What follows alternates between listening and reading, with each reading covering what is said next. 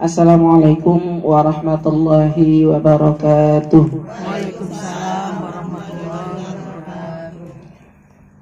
Bismillahirrahmanirrahim. Alhamdulillahirabbil alamin. Wa bihi nasta'in ala umuri dunya waddin. Wassalatu wassalamu ala asrafil anbiya'i wal mursalin sayyidina Muhammadin wa ala alihi wa ashabihi ajma'in. Amma ba'du. Yang sama-sama kita hormati sahibul bait Bapak Rafiq Baihaqi beserta keluarga. Yang sama-sama kita hormati ustazah kita Ustazah Barokah, guru kita bersama, mata'anallah bitul hayati, amin ya rabbal alamin. Mudah-mudahan beliau dikasih kesehatan oleh Allah, keberkahan dalam kehidupan beliau, amin ya rabbal alamin.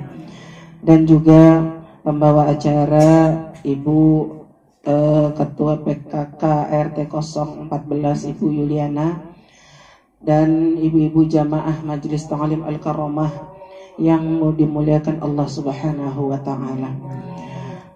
Alhamdulillah, puji serta syukur kehadirat Allah Subhanahu wa taala. Kita duduk bersama di sini seperti taklim Sabtu malam Minggu pada malam hari ini, Jumat malam Sabtu, bertepat di kediaman Bapak Rafiq Baihaqi guna tasyakur bin ni'mah atas kelahiran putranya yang keempat yang bernama Nabil Lainufar Rabbani, dengan keadaan sehat walafiat sempurna, ibunya pun sehat walafiat, dan mudah-mudahan Allah berikan keberkahan pada anaknya yang diakekahkan pada malam hari ini, dan juga kepada kedua orang tuanya, amin ya rabbal alamin. Salawat teriring salam tak lupa kita sanjungkan kepada junjungan kita Nabi besar Muhammad sallallahu alaihi wasallam. Mudah-mudahan kita semua diberikan syafaat oleh Nabi Muhammad sallallahu alaihi wasallam di yaumil qiyamah nanti, amin ya rabbal alamin. Bertepatan dengan akikah daripada Ananda Nabil Lainufar Rabbani yang diniatkan oleh kedua orang tuanya, di mana kita ketahui sering kali kita mendengar kata akikah gitu ya, tapi kadang-kadang kita kurang paham untuk apa itu akikah gitu ya, apa yang memang dianjurkan oleh Nabi Muhammad sallallahu alaihi wasallam, dan juga dalil-dalilnya. Akikah yang kita tahu yaitu memberikan atau membelikan ya hewan akikah yang berupa apa? Kambing ya, yang berupa kambing kepada anak kita. Ya, akikah itu dicontohkan oleh Nabi Muhammad sallallahu alaihi wasallam. Memang syariat itu datangnya bukan pas dari Nabi Muhammad SAW, tapi daripada syariat Nabi Ibrahim sudah ada. Bahkan di zaman jahiliyah pun sudah ada, tapi tata caranya yang berbeda. Nabi Muhammad lahir pun diakikahkan sama kakeknya. Ya, siapa kakeknya, Bu? Abdul Muthalib. Karena pada saat Nabi lahir itu kakeknya itu adalah pembesar pemerintahan, ya, pemerintahan di kota Mekah yang dikuasai oleh kaum Quraisy. Maka pada saat masih zaman jahiliyah, sebelum Nabi diangkat menjadi Rasul, itu ya, syariat itu diseleweng-selewengkan gitu sama orang-orang yang memang kafir terhadap Allah. Mereka melaksanakan, tapi caranya itu pada saat Nabi diakikahkan, saking girangnya itu kakeknya ya, dengan kelahiran Nabi Muhammad SAW diakikahkan. Di mana? di putaran Ka'bah, itu area Ka'bah. Ya, yang pada saat itu masih ada berhala-berhala di situ, menyembahan berhala di seputaran Ka'bah itu. Maka diakekohkan oleh siapa? Kakeknya. Tetapi dengan tata cara berbeda, dipotong, disembelihkan kambingnya, tapi darahnya dikucurkan kepada bayinya. Ya, yang menjadi sesembahan. Kalau bilang itu sesembahan begitu ya. Nah, lambat laun datangnya daripada Nabi Muhammad diutus sebagai nabi, di bawahnya risalah tauhid. Maka sedikit demi sedikit menghilangkan tuh adat-adat memang yang tidak apa, adat-adat jahiliyah. Adat-adat jahiliyah. Ya. Yang sekarang itu udah kagak berlaku lagi. Kalau dulu ya iya memang dibilang, dan di pesta pora gitu ya. Kambing guling apa tuh gitu. Nah itu pada saat jahiliyah. Minum arak, khamr gitu. Itu pada zaman Abdul Muthalib. Kakeknya Nabi itu masih ada. Nabi waktu Nabi bayi dilahirkan. Ya. Itu besar-besaran, Bu. Karena saking gembiranya, dia sayang sekali sama Nabi Muhammad itu, kakeknya. Maka di dalam hadis yang diriwayatkan oleh Imam Ahmad dan Imam Tirmizi, katakan al-ghulamu murtahan. Maka anak-anak yang baru lahir, anak-anak yang baru lahir itu murtahanun, tergadai atau menjadi ungguhan kalau disebutnya. Ungguhan itu tergadai. Apa artinya tergadai? Apabila itu anak meninggal dalam keadaan, ya, dalam keadaan belum akikah, kita akikohkan sebelum ia balik, maka tidak akan kita dapat pertolongan dari anak kita. Ya, kan kalau anak yang soleh dapat mengangkat kedua orang tuanya, kita terangkat dengan anak kita yang soleh. Tapi kalau kita belum akikahkan, maka itu tergadai. Ungguhan, artinya ada halangan. Ya, ada halangan. Maka ini memang hukumnya sunnah, tapi sunnah muakkadah, sunnah yang dianjurkan oleh Nabi Muhammad. Maka kalau dikatakan ada hadis yang mengatakan bahwa ibadah yang terbaik itu, yaitu kalau engkau mau sedekah, ibadah yang terbaik akikahkan anakmu. Kan sekarang kita kalau berbicara dengan rezeki untuk ibadah kita itu udah nggak ada aja, ya Bu ya. Nggak ada duitnya, pasti itu begitu. Baik akikoh, ya, baik buat kurban, baik buat umroh, baik itu buat haji. Kadang itu kita rezeki kita dikasih sama Allah itu kita abaikan, nggak mampu. Itu keluar dari mulut kita, dan Allah akan catat itu nggak mampunya kita. Ya, insya Allah kalau sesuatu yang sudah diniatkan, Allah kasih jalan keluar itu. Insya Allah Allah kasih jalan keluar, tapi niat kitanya kuat apa enggak? Kadang-kala niat kita kepengenan kita banyak, niat kita kagak kuat. Ya, pengen doang tapi kagak ada niat yang kuat. Allah belum kasih jalan. Seperti halnya kita mau berobat tapi niatnya kagak kuat untuk berobat. Kira-kira sembuh nggak? Kita meriang, demam, gitu ya. Pengen berobat tapi kagak jalan, kagak beli obat, kagak ada niat sehat kan berarti. Nah itu yang kadang-kadang orang menyepelekan. Kalau ada niat kita, Insya Allah, misalnya saya nggak perlu, misalnya ibu belum ada rezekinya dalam 7 hari, nggak apa-apa nanti, gitu ya. Sampai dia balik pun kalau dia punya rezeki ingetin, saya tidak mampu dulu mengakekkan kamu. Kamu kalau ada rezeki buat akekah kamu, nggak apa-apa. Nah, maka al-ghulamu murtahanun, anak-anak itu yang baru lahir, setiap bayi yang baru lahir itu menjadi ungguhan, murtahanun atau tergadai. Maka bagaimana kita menebus murtahanun itu? Dengan bi'aqiqatihi, dengan mengakikohkannya. Yaitu apa? Membelikan ia kambing buat disembelih. Ya.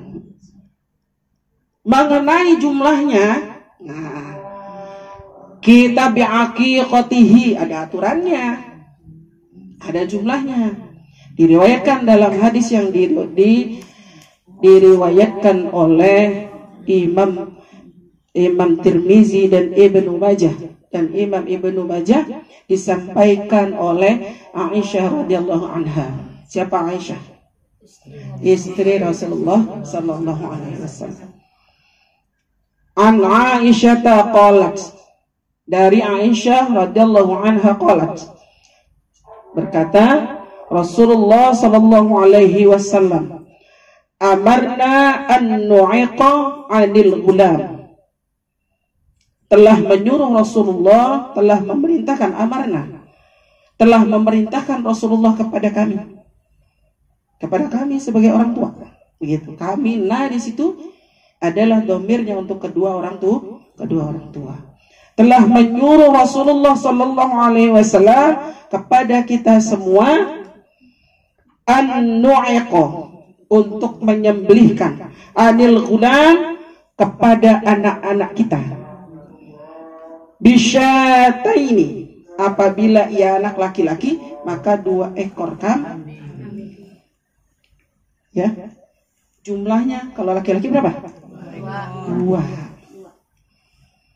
Wa anil jariyati bisyatin, dan untuk 2 ekor kambing untuk anak laki-laki, dan untuk anak perempuan yaitu 1 ekor kambing. Nah, itu peraturan daripada hewan yang kita belikan untuk akikoh. Sekarang kan, kalau dia sekarang berapa uang itu harga kambing? Kurang lebihnya 3 juta ya, kurang lebih ya.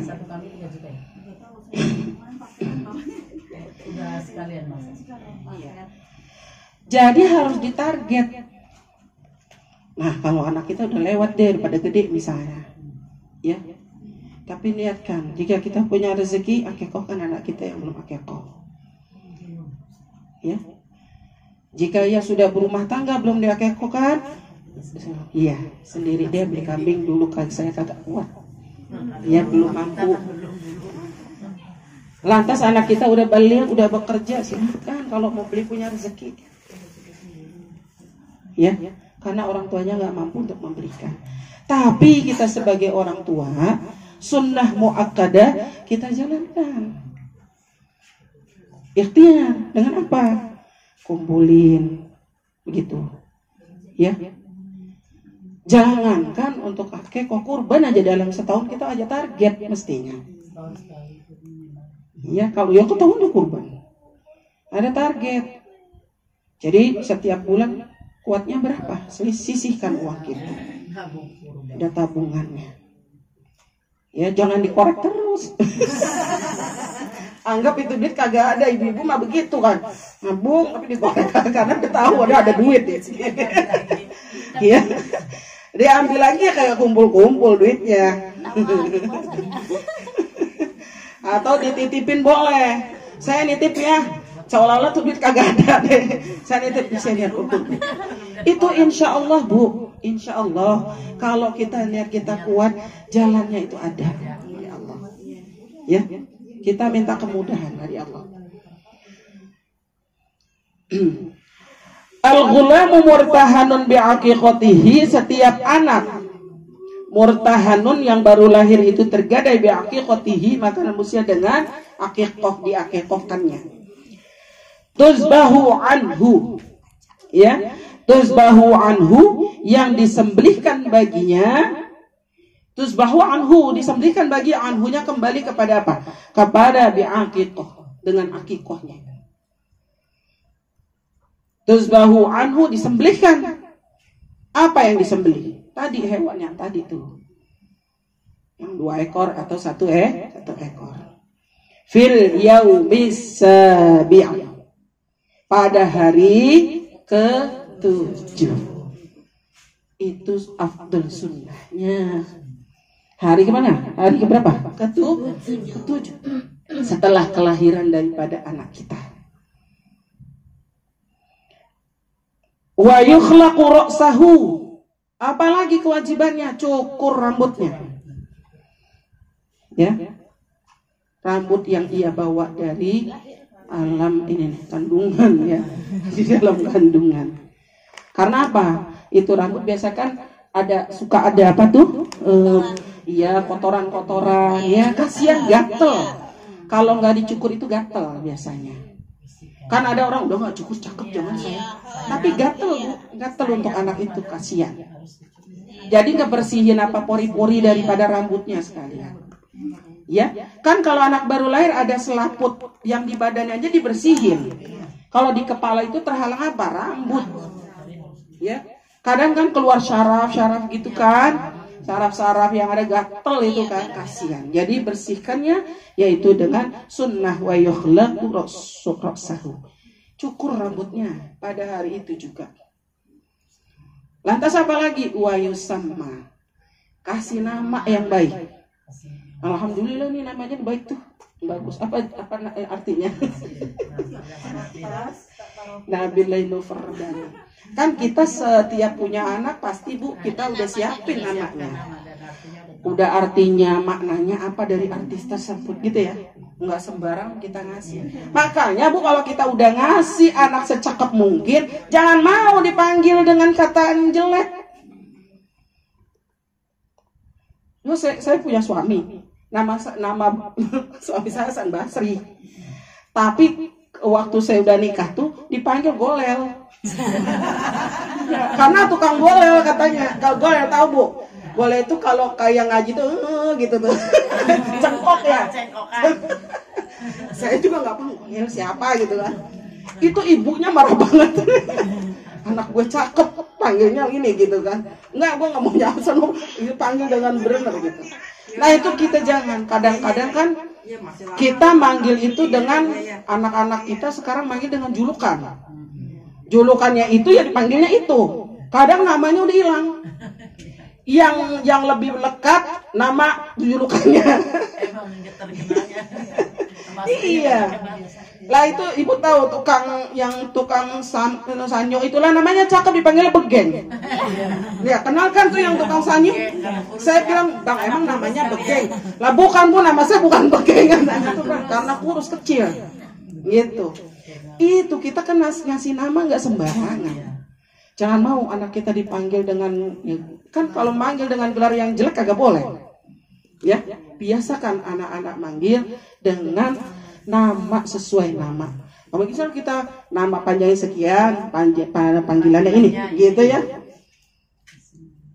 Nah, artinya ini Bu, anak laki-laki yang cerdas, kuat dan soleh selalu ingat Robbinya. Iya, Nabi Rabbani, selalu ingat Tuhannya. Iya. Ya. Kalau perempuannya kan Nabilah ya.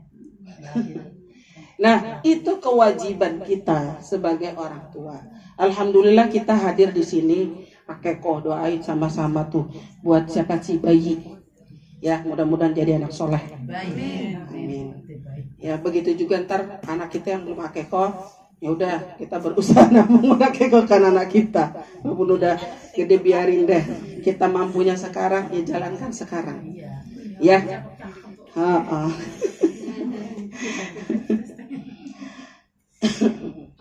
Lantas apa kewajiban lagi orang tua kalau kita menghadapi anak-anak kita? Kan sekarang mah ibu zamannya udah pada punya cucu, Bu, ya. Udah banyak punya cucu tuh. Karena buat pelajaran. Mungkin dulu Kak masih anak kita belum mudeng gitu ya. Belum mudeng, kita punya anak 1, punya anak 2. Lah sekarang jatuhnya ke cucu deh. Ya. Hal yang dilakukan oleh orang tua pada saat anak itu lahir selain tadi tuh. Ya. Selain tadi diakekahkan. Kita usahakan rezekinya. Kalau nggak ada tahun ini, tahun depan. Tahun depan nggak ada, tahun depannya lagi. Tahun depan nggak ada terus gitu ya.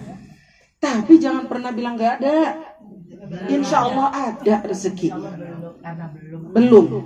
Begitu. Jangan nggak ada. Nanti Allah catatnya nggak ada. Ya. Nanti nggak ada mulu jadinya. Ya. Kan doa kita, omongan kan doa itu. Ya. Yang pertama yaitu setelah anak lahir itu kan Bu pernah ngelihat anak lahir, pernah ngelihat anak keluar dari ya itu saya pernah sekali, Masya Allah. Nah kita kan kalau lahir mah kagak bisa ngelihat sendiri kan, ya bagaimana tuh anak keluar kagak pernah tahu. Nah saya pernah ngedampingin begitu anak, subhanallah sampai saya nangis ya. Itu kok bisa sampai saya punya anak 3 tapi saya nggak percaya ngelihat begitu tuh. Kita nggak pernah lihat kan. Ibu lihat di sinetron kan anak ngelihat anak keluar tuh berdarah-darah gitu ya. Diliputin dan kagak Bu, bersih. Terus saya bilang kok nggak kayak di sinetron ya? Sinetron berlabuh darah bersih. Cuma kalau banyak gajinya kita males gitu ya. Itu biasa lemaknya banyak, putih-putih itu di badannya. Banyak tidur. Iya, banyak kagak gerak gitu ya. Dan ada selaput tipis. Itu anak tuh Mas Bura ada selaput tipis, nanti selaputnya disobek tuh dibuka. Jadi kayak orang kepompong gitu. Iya, dia kepompong keluar. Itu subhanallah kepalanya dari kecil keluar karena angin gede. Itu saya Masya Allah sampai saya yang Masya Allah. Bu, maaf, ke Malang kita berapa gedenya sih Bu? Itu sampai saya, ya Allah begitu saya tidak percaya ya. Ya Allah begitu, ya Allah begitu. Ya Allah, dulu saya lahir begitu gitu kan. Itu melihat anak kecil keluar kepalanya, tapi pas menghirup dunia, gede langsung itu. Terus badannya langsung ceret gitu tuh. Kayak ikan keluar. Tapi badannya itu kecil. Kenapa pas di luar tulangnya gede lah, ini tangannya gede. Langsung ini ya. Langsung berbentuk begitu. Subhanallah. Ya. Ya, nanti Bu kalau punya cucu damai. Iya, mau di sesar maupun normal sama. Di sesar itu kan dia angkat kecil, dia keluar mah gede. Ya. Nah, itu begitu. Kita kan perempuan, seorang perempuan, yaitu jihad kita juga termasuk melahirkan anak-anak kita, mengeluarkan manusia dari badan kita. Itu kan nggak mudah. Ya, perlu perjuangan, taruhannya nyawa. Ya, makanya kalau anak kita ngelawan pengen pintes aja deh. Begitu juga kita. Dulu masih kecil kita begitu sama orang tua. Ya. Ya makanya jadi itulah buat rendungan kita. Subhanallah, Allah kasih karunia yang begitu besar. Kita diamanahkan keturunan gitu. Mungkin yang belum diamanahkan keturunan kayak Bu Ripai kan pernah ngalamin ngelahirin ya Bu deh. Iya, udah pernah ngalamin begini ngelahirkan begini. Cuma Allah lebih sayang ya Bu ya. Buat tabungan ibu di sana. Lantas anak baru lahir itu menghirup udara dunia. Maka apa? Rasulullah mencontohkan azankan. Ya. Kenapa dengan kalimat azan itu mengenalkan kalimat tauhid awalan dari orang tuanya? Ya. Azankan. Dibacakan azan di telinga kanan. Lalu dibacakan iqomah di telinga kiri. Seperti hadis yang diriwayatkan oleh Imam Ahmad dan Imam Tirmizi. Ya. Qad adzana Rasulullah sallallahu alaihi wasallam, Rasulullah mencontohkan bahwa telah mengumandangkan azan. Ya. Fi uzunil Husaini, di telinganya Husain. Siapa Husain? Husain siapa? Cucunya Rasulullah. Anak dari Ali bin Abi Thalib dan Siti dan Fatimah Zahra, putri Nabi. Nabi yang mengazankan Husain, ya. Maka diazankan di telinga kanannya, dikomatkan di telinga kirinya. Kenapa? Karena setiap anak yang baru lahir itu setan udah ngerubung di situ, ya, udah berebut. Mau apa? Pengaruhi bahwa ini anak jangan mengenal Tuhannya. Makanya kalimat tauhid dikenalkan di telinganya lebih awal, sebelum ia dapat mendengar apapun. Sebelum ia mendapat dengar apapun, suara apapun itu, kalimat azan yang pertama dikenalkan di telinganya. Yang selanjutnya yaitu tahnik. Ibu mungkin pernah dengar tahnik. Di tahnik, ya. Nah, kalau ada tuh lagi, saya pernah lihat Ustaz Adi Hidayat tuh, ada bayi-bayi yang sekalian ditahnikin sama beliau, ya. Ada waktu itu ada 6 bayi ditahnikin. Apa itu tahnik? Dikasih manis, dikenalkan manis-manis, yang manis. Apakah itu kurma? Apakah itu madu? Ya, dikasih manis. Lantas kita dipakai ini.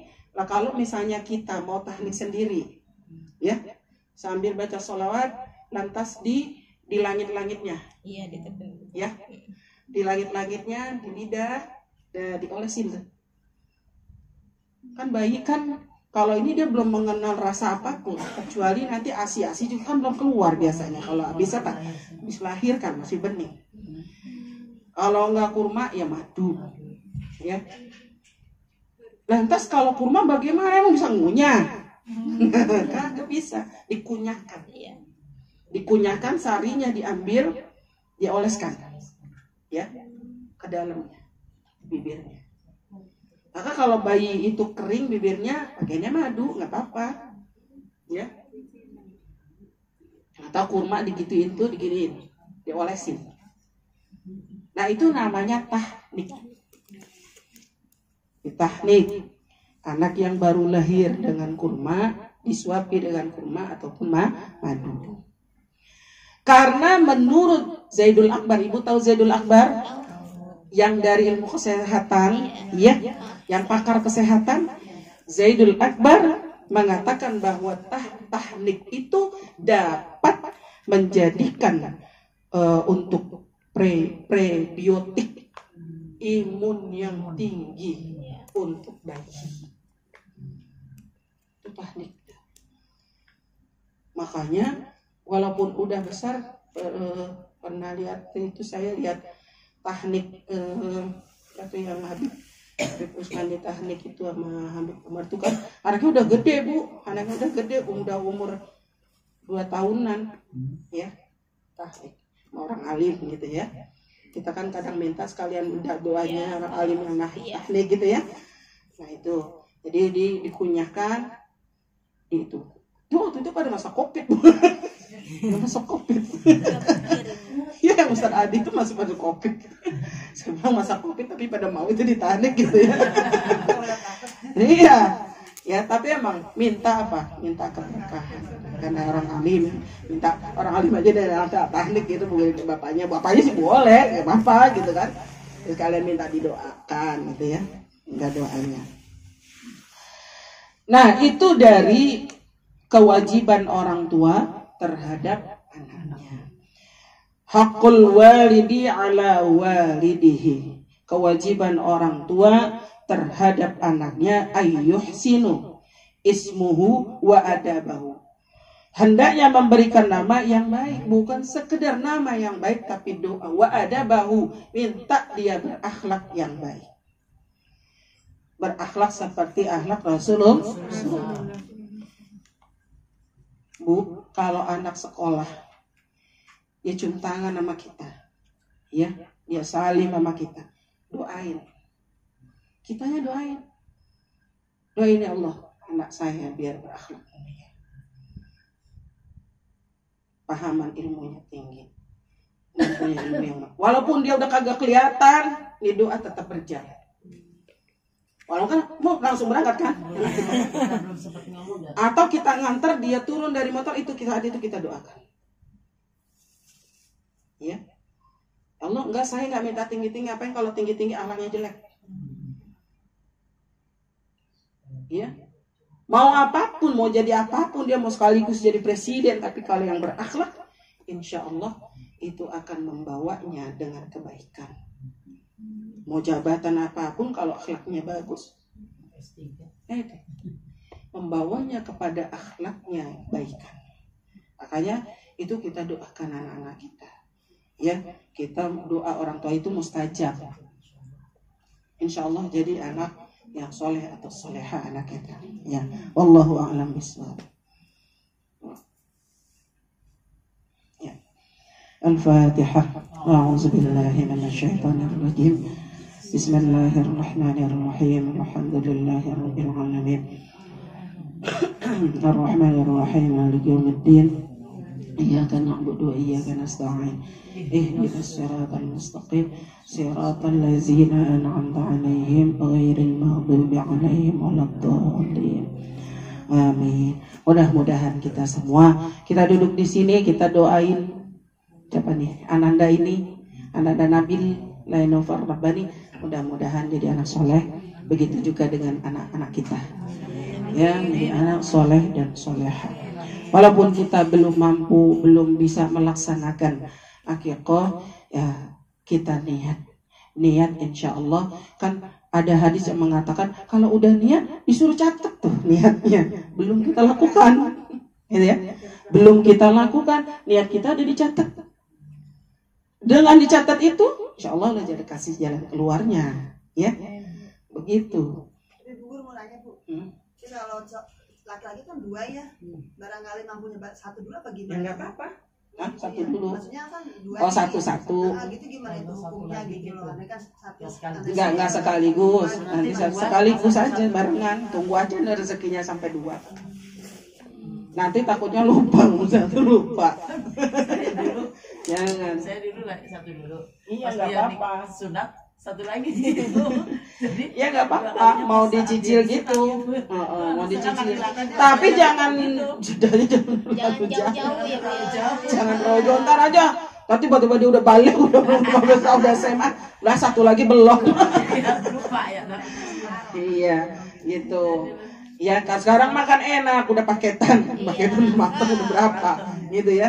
Karena akikah itu kan sunahkan juga dengan yang mateng. Kalau kurban kan mentah, bisa ditaruh di kulkas selama hari tasyrik 3 hari, bisa dimakan lagi. Jadi kalau ini udah memang sekali makan, udah ya harus mateng dikasihnya, dimasak dulu gitu, jangan dikasih mentah-mentah, jangan. Ya itu dimatengin. Terus kalau saya mau 3 Bu, lah gak apa-apa kalau lebih mah.